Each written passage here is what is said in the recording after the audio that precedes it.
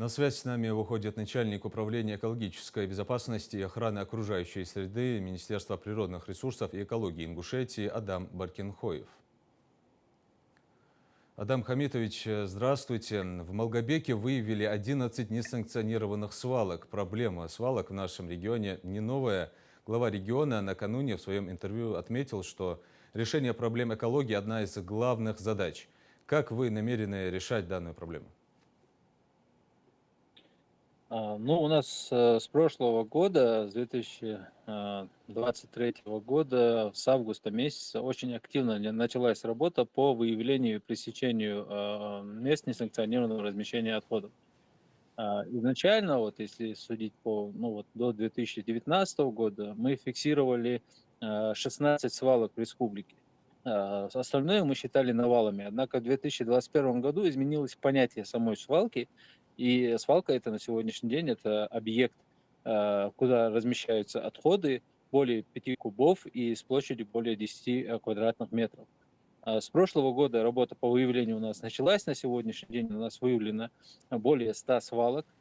После начала этой работы, помимо того, что мы как бы выявляем свалки, дальше мы ведем работу для того, чтобы понудить органы местного самоуправления принимать меры по ликвидации этих свалок. Так вот, мы изначально провели совещание со всеми органами местного самоуправления, показали каждую свалку в каждом муниципальном образовании, и после того, как мы их продемонстрировали, дали месяц на устранение нарушений.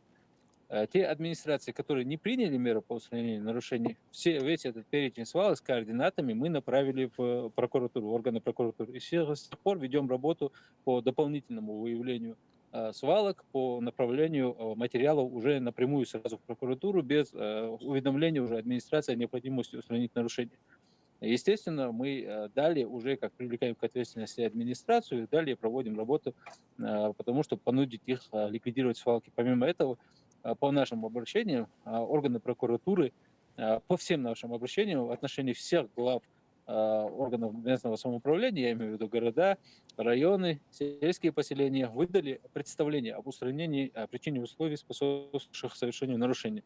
На сегодняшний день, по нашей информации, более 20 свалок таких ликвидировано. У нас проведен сейчас эко-квартал по ликвидации свалок, когда органы местного самоуправления должны ликвидировать более 50% выявленных свалок. Соответственно, мы издали распоряжение через правительство, там указали все свалки, которые необходимо ликвидировать, то есть 50% тех свалок, которые мы предоставили, мы 100% передали. Вот, их надо ликвидировать. Да, у нас поступает сегодня информация о ликвидации ряда свалок, и в ближайшее время мы полную информацию соберем и будем владеть данными, какие администрации выполнили задачу, а какие нет. В отношении тех, которые не выполнили задачу, наступят уже далее неблагоприятные последствия.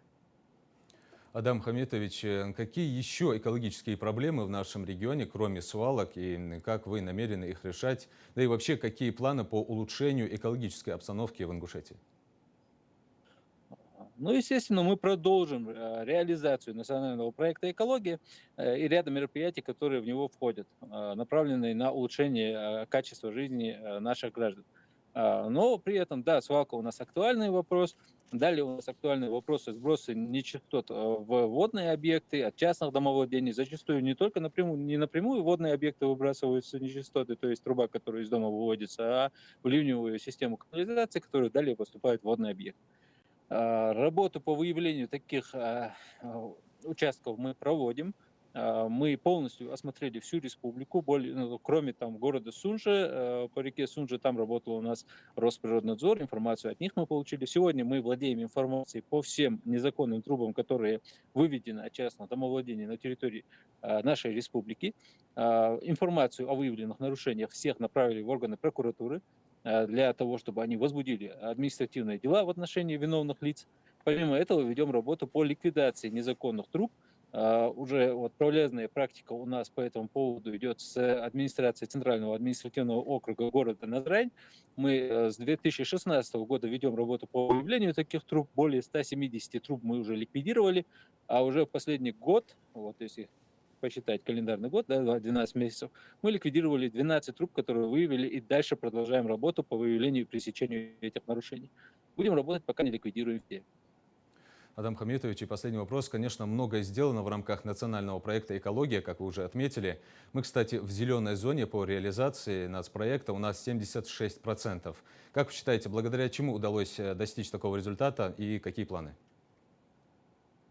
Такого результата удалось достичь в первую очередь благодаря консолидации всех органов власти нашей республики, благодаря поддержке нашего правительства, главы республики, благодаря поддержке федерального центра. Очень хорошая поддержка у нас с федеральным центром. У нас и в рамках федерального проекта «Комплексная система обращения» из 46 субъектов мы вошли в 46 субъектов, которым выделили деньги на закупку контейнеров в 2021 году. 2289 контейнеров для раздельного накопления отходов мы закупили.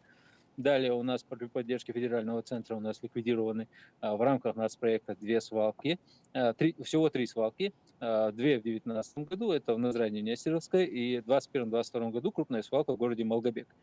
Сегодня мы готовы подать заявку, ликвидировать самую крупную свалку у нас в республике в городе Карабулак. Понимание у федерального центра по этому поводу есть. В ближайшее время подадим заявку и надеемся на то, что пройдем отбор, и эта свалка тоже будет ликвидирована. Далее до 2030 года мы уже ликвидируем, постараемся сделать так, чтобы были ликвидированы все свалки, которые не только в городах, но и в сельских поселениях нашей республики. Активно ведется работа по лесовосстановлению, лесоразведению. Благодаря поддержке федерального центра мы укомплектованы лесопожарной, лесопатрульной техникой. Более 40 единиц различной техники по лесу у нас закуплено с 2018 года. И также, конечно, нельзя обойти стороной самый главный и крупный проект, который мы планируем реализовать до конца 2026 года. Это строительство полигона твердых коммунальных отходов. Это не только полигон, это комплексный объект обращения с отходами. Там будет осуществляться обработка, сортировка, утилизация, переработка и захоронение отходов.